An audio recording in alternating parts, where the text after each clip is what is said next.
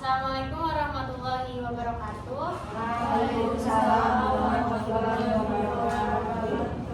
Perkenalkan, kami dari kelompok 4 mata kuliah manajemen koperasi. Di sini kami akan mempresentasikan manajemen keanggotaan koperasi. Saya Fauzia Agustina Fitriani sebagai moderator dan presentator. Di sebelah kanan saya ada Diana Rosita Dewi sebagai presentator. Di sebelahnya lagi ada teman saya Nabila Naimatur Rahma sebagai presentator. Dan terakhir ada Putri Sinta Nabila sebagai presentator. Untuk mempersingkat waktu, lanjut saja. Untuk materi yang pertama ada pengadaan anggota koperasi yang akan dibacakan oleh Putri Nabila.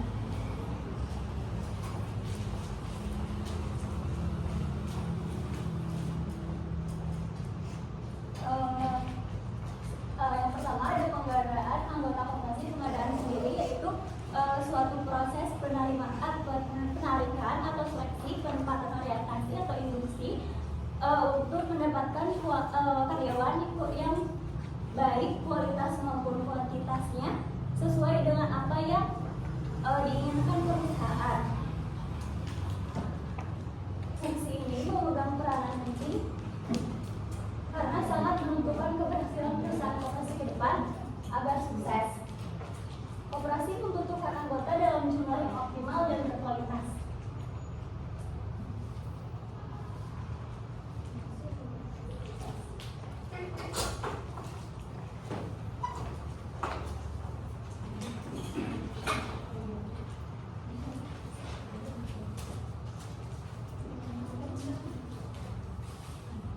Selanjutnya adalah prinsip yang perlu diperhatikan dalam pengadaan anggota. Yang pertama, anggota sebagai pemilik koperasi. Anggota koperasi adalah pemilik koperasi sehingga mereka memiliki hak untuk ikut serta dalam pengambilan keputusan-keputusan penting yang dapat memajukan koperasi. Hal ini memberikan kesempatan bagi mereka untuk berpartisipasi aktif dalam pengelolaan koperasi dan memastikan kepentingan mereka dapat diprioritaskan. Yang kedua, anggota adalah investor. Anggota koperasi juga berperan sebagai investor utama yang mengharapkan manfaat dari keanggotaannya. Keterlibatan ini memberikan isyarat bahwa anggota siap untuk membiayai koperasi jika mereka memperoleh manfaat dari keanggotaannya. Yang ketiga, anggota adalah pelanggan utama perusahaan koperasi. Selain sebagai pemilik dan investor, anggota koperasi juga berperan sebagai pelanggan utama perusahaan koperasi. Keterlibatan ini memberikan kesempatan bagi koperasi untuk memahami kebutuhan dan harapan anggota sehingga dapat meningkatkan pelayanan dan produk yang ditawarkan. Selanjutnya ada pengembangan koperasi. Fungsi operasional pengembangan anggota koperasi ini berkaitan dengan perubahan atau penambahan keahlian, pengetahuan, sikap maupun perilaku dari anggota koperasi tersebut. Di mana aktivitas dalam pengembangan anggota koperasi ini adalah program-program yang terencana dan harus direncanakan terlebih dahulu seteliti mungkin karena tujuan akhirnya adalah mengaitkan pelatihan dan pengembangan dengan perilaku yang dikehendaki oleh organisasi koperasi tersebut. Berikut pengertian dari pengembangan anggota koperasi, yaitu pengembangan merupakan peningkatan penguasaan, pengetahuan, dan keterampilan dikhususkan untuk memenuhi prinsip-prinsip dasar koperasi, teknik perkoperasian sebagai organisasi ekonomi yang berwatak sosial, teknik usaha, produksi, permodalan, pembelian, penjualan, akuntansi, dan lain-lain melalui pendidikan dan pelatihan yang terprogram. Selanjutnya ada manfaat program pelatihan dan pengembangan bagi anggota koperasi tersebut. Yang pertama, meningkatkan produktivitas usaha anggota. Maksudnya, supaya setiap anggota koperasi dapat bekerja lebih efektif dalam kegiatan yang mereka lakukan terkait dengan koperasi tersebut. Dengan hal ini, koperasi dapat mencapai tujuan-tujuan ekonomis dan sosialnya lebih baik seperti meningkatkan keuntungan, memperluas usahanya, dan meningkatkan kesejahteraan anggotanya. Yang kedua, membantu anggota membuat keputusan-keputusan dengan lebih baik. Maksudnya, dengan memberikan dukungan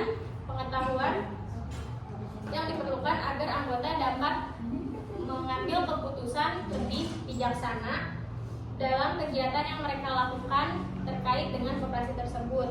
Dengan memberikan dukungan ini, koperasi dapat memastikan bahwa anggotanya memiliki kapasitas dan kepercayaan diri untuk mengambil keputusan yang dapat menguntungkan bagi diri mereka sendiri maupun bagi organisasi koperasi tersebut. Yang ketiga, ada meningkatkan kemampuan anggota dalam memecahkan masalah-masalah yang dihadapannya. Maksudnya, dengan meningkatkan hal ini, dengan adanya pengembangan anggota ini, anggota koperasi akan menjadi lebih siap untuk menghadapi tantangan dan hambatan yang akan muncul dalam kegiatan koperasi, dan juga dapat memberdayakan anggota koperasi untuk menjadi lebih mandiri dan proaktif dalam menghadapi masalah-masalah ke depan. Yang keempat, ada timbulnya dorongan dalam diri anggota untuk terus meningkatkan kemampuannya. Maksudnya berarti bahwa anggota akan merasa termotivasi sendiri untuk terus belajar, berkembang, dan memperbaiki diri. Dengan adanya dorongan ini,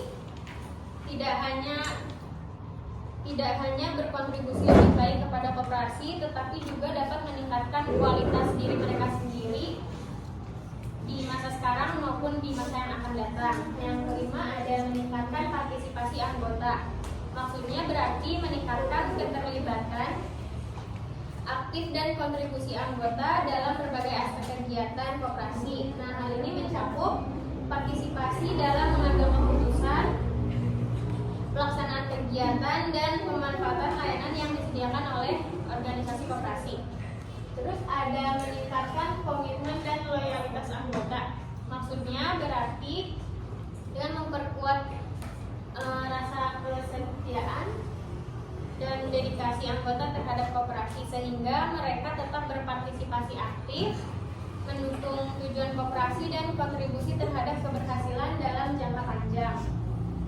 Terus ada makin besarnya tekad bekerja untuk menjadi lebih mandiri. Berarti anggota koperasi memiliki keinginan yang kuat untuk meningkatkan kemandirian mereka secara individu maupun kolektif.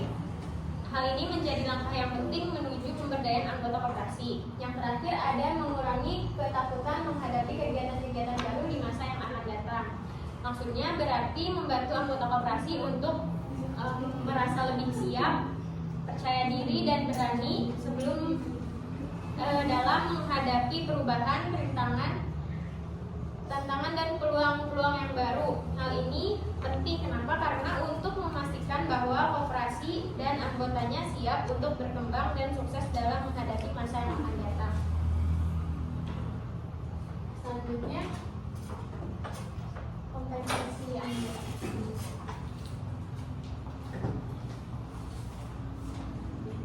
Selanjutnya ada kompensasi keanggotaan. Kompensasi adalah segala sesuatu yang dikonstitusikan atau yang dianggap sebagai suatu balas jasa. Kompensasi meliputi imbalan finansial dan jasa-jasa tak berwujud yang diterima oleh para anggota sebagai bagian dari hubungan keanggotaan. Jadi, koperasi ini menggambarkan manfaat yang diterima oleh anggota atas kontribusinya dalam koperasi. Selanjutnya ada tujuan program kompensasi keanggotaan dalam koperasi. Yang pertama, untuk memikat dan menahan anggota koperasi yang potensial. Dengan adanya kompensasi, anggota akan merasa dihargai dan akan lebih aktif lagi dalam berkontribusi di koperasi. Yang kedua, memotivasi para anggota. Kompensasi akan memotivasi para anggota apabila sistem kompensasi dilakukan secara adil, baik keadilan eksternal, internal, maupun individual. Keadilan eksternal sendiri adalah imbalan yang pantas dengan imbalan yang berlaku bagi pekerjaan-pekerjaan atau bidang-bidang yang serupa di tempat lain. Keadilan internal sendiri menggambarkan misalnya imbalan yang sesuai dengan prestasi yang anggota berikan kepada koperasi. Keadilan individual sendiri berarti masing-masing anggota merasa bahwa ia diperlakukan secara pantas dibandingkan dengan anggota lainnya.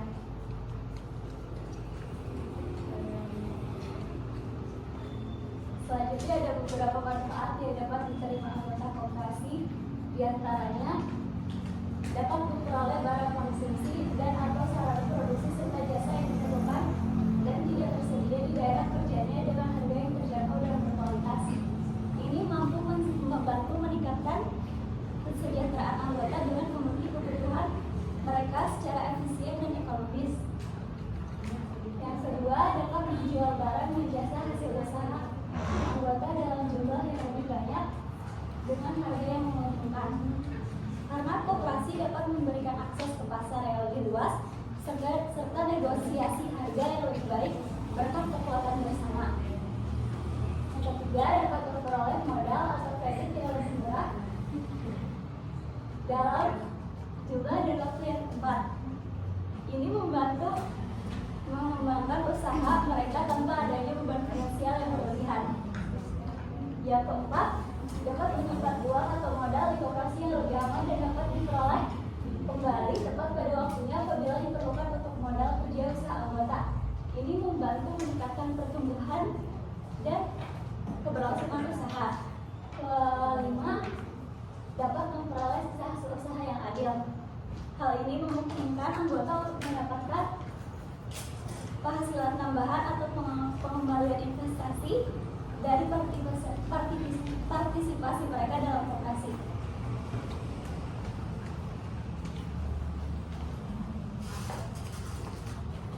Selanjutnya ada pengintegrasian anggota. Pengintegrasian ini berarti penyatuan keinginan anggota dengan keinginan manajemen perusahaan koperasi. Nah, pengintegrasian ini juga berarti tujuannya agar terciptanya kerjasama yang memberikan kepuasan bagi keduanya. Anggota sangat diharapkan melakukan kegiatan ekonominya dengan baik karena mereka telah diterima sebagai anggota koperasi. Dalam konteks manajemen koperasi ini, motivasi juga dimaknai sebagai suatu keahlian menggerakkan anggota agar mau bekerja secara berhasil, efektif, dan terintegrasi sehingga keinginan para anggota dan tujuan perusahaan koperasi dapat tercapai melalui kerjasama yang saling menguntungkan. Motivasi anggota merupakan faktor yang sangat penting diperhatikan oleh manajemen koperasi karena keberhasilan motivasi dapat yang pertama meningkatkan moral dan kepuasan kerja anggota. Kedua, meningkatkan produktivitas dan kedisiplinan kerja anggota, mempertahankan kestabilan jumlah anggota, menciptakan suasana dan hubungan yang baik antara anggota dan pihak manajemen koperasi, meningkatkan loyalitas, kreativitas, dan partisipasi anggota, meningkatkan kesejahteraan anggota, dan meningkatkan tanggung jawab anggota atas kewajiban-kewajibannya. Agar berhasil untuk memotivasi anggota koperasi tersebut, manajemen dapat melakukan dua metode. Yang pertama yaitu dengan memotivasi langsung dan motivasi tidak langsung. Di mana motivasi langsung ini contohnya dengan memberikan pujian, terus penghargaan, tunjangan hari raya, bonus, tunjangan keluarga. Sedangkan motivasi tidak langsung ini contohnya bantuan mesin-mesin pengolahan yang baik, bantuan perumahan atau rumah dinas, dan bantuan biaya pendidikan anak dari anggota koperasi tersebut. Selanjutnya ada pemeliharaan anggota.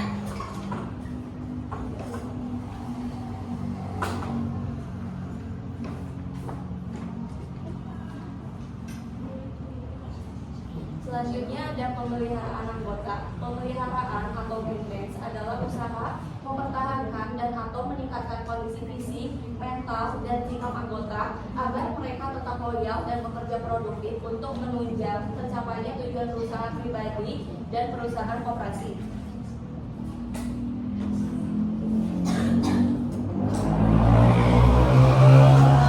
Selanjutnya, pemeliharaan anggota harus dilakukan untuk mencapai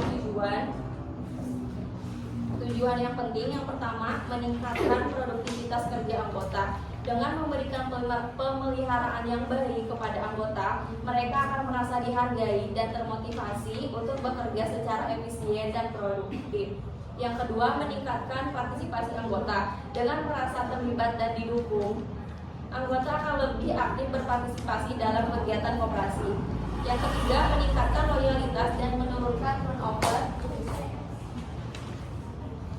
Keanggotaan. Pemeliharaan yang baik dan memperkuat hubungan antara anggota dan koperasi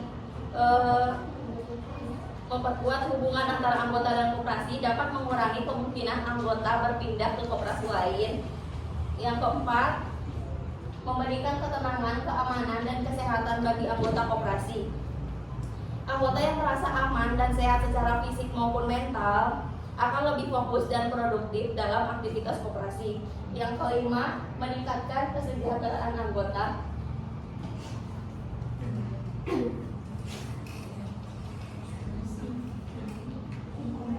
Melalui pemeliharaan yang tepat, koperasi dapat meningkatkan kondisi ekonomi dan sosial anggotanya.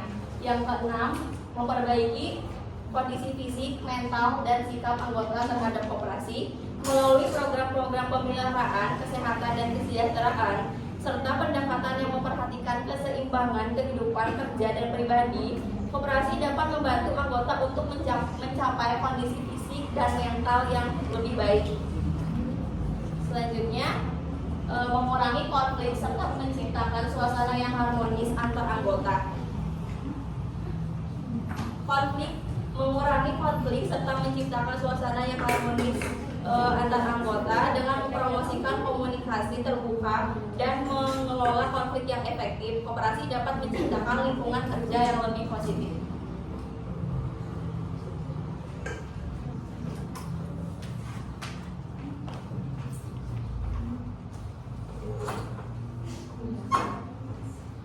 Pemutusan hubungan kerja, pemberhentian atau pemutusan hubungan keanggotaan PHK adalah fungsi operatif terakhir dalam manajemen keanggotaan koperasi.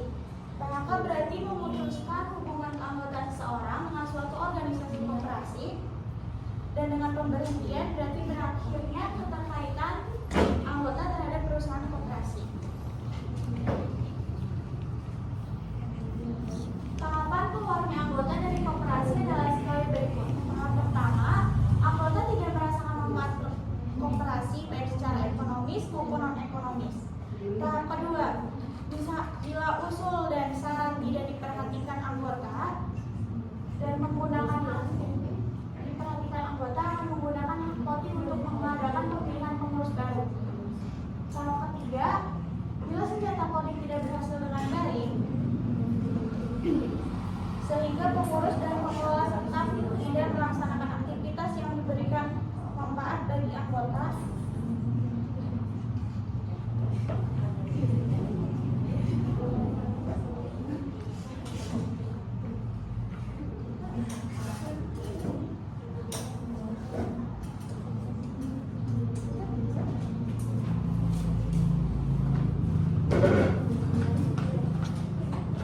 Mungkin sekian pemaparan materi presentasi dari kami. Barangkali ada yang mau ditanyakan dari rekan-rekan, kami persilakan.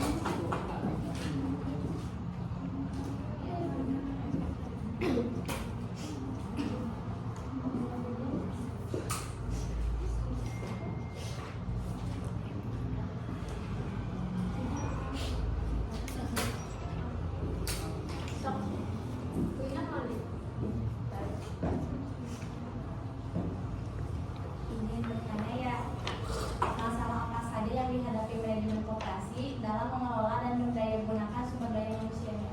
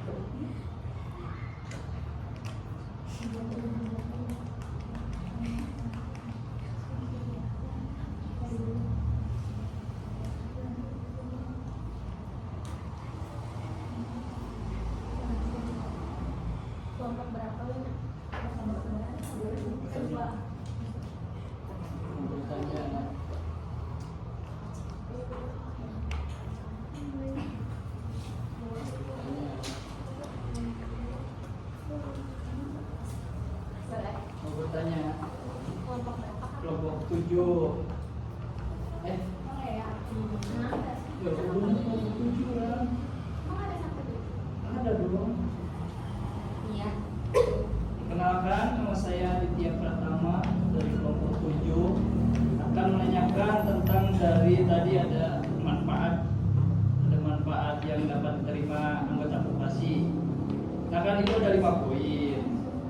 Kan tadi cuma dari 5 poin itu kan belum memahami kita tuh Manfaat bagi yang beberapa manfaat yang dapat diterima anggota koperasi. kan di pengadaan ada di pengembangan. Nah, coba jelaskan kembali. Ini Kan saya belum terlalu memahami poin-poin itu. Misalnya dapat diperoleh barang konsumsi itu maksudnya gimana? Berikan contohnya aja deh. Berikan contohnya dari manfaat-manfaat yang dapat diterima anggota koperasi. 5 poin itu. Terima kasih. Waalaikumsalam.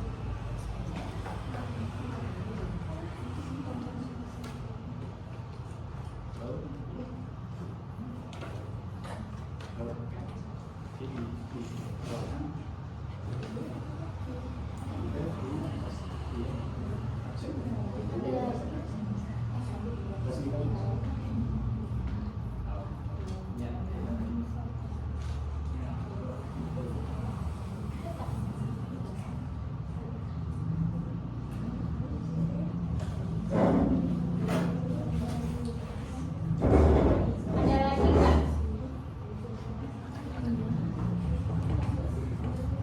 Satu lagi deh.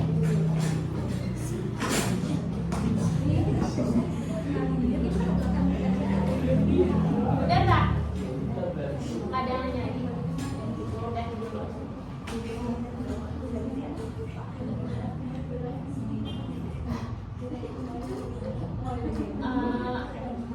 Mau jawab yang gimana dulu?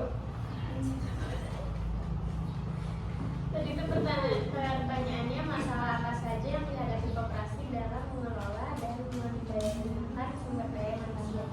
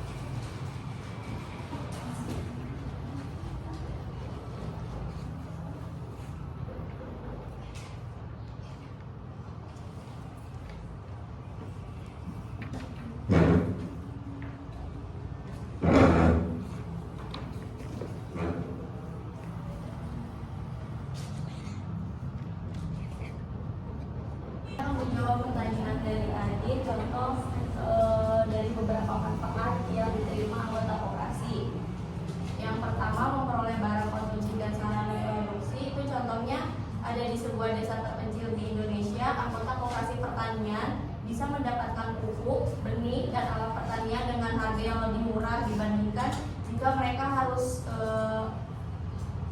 membeli dari toko yang jauh gitu.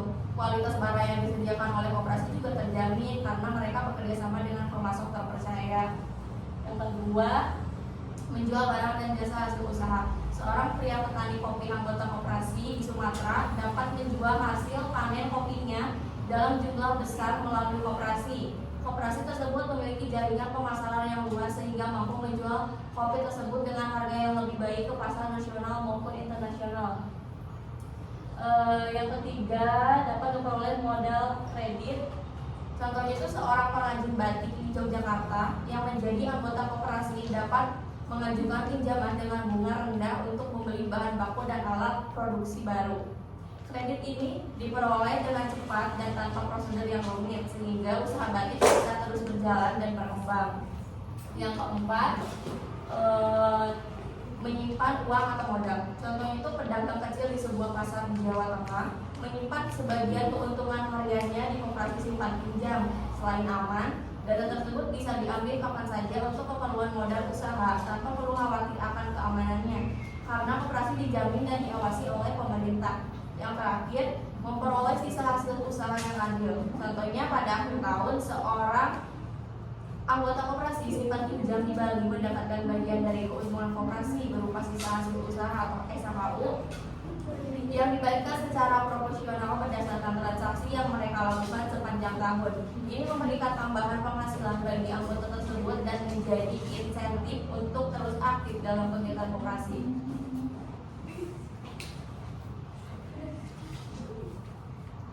Selanjutnya mau jawab pertanyaan dari Yuna. Masalah apa saja yang dihadapi koperasi dalam mengelola dan memberdayakan sumber daya manusianya? Beberapa masalah utamanya. Yang pertama, keterbatasan sumber daya, di mana contohnya dari pelatihan dan pengembangan. Itu koperasi biasanya sering kekurangan dana untuk pelatihan, untuk mengadakan pelatihan dan pengembangan tersebut.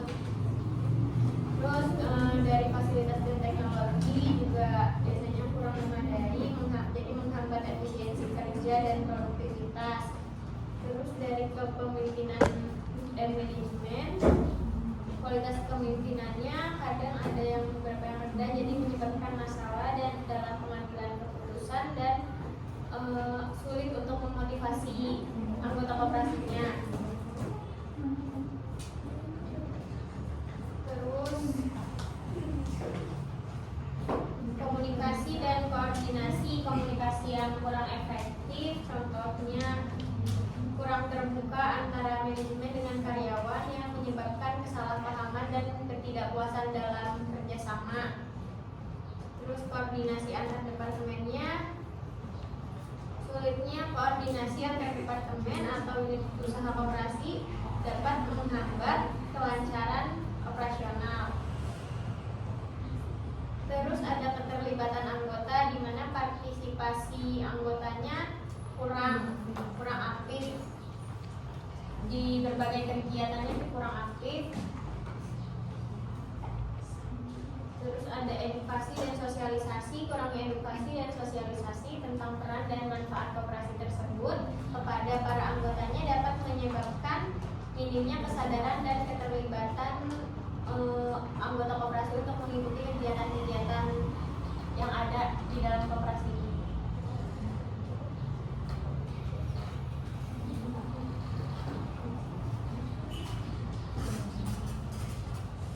Mungkin cukup sekian presentasi dari kelompok kami. Terima kasih atas waktunya. Mohon maaf apabila banyak kesalahan dan kekurangan. Wassalamualaikum warahmatullahi wabarakatuh.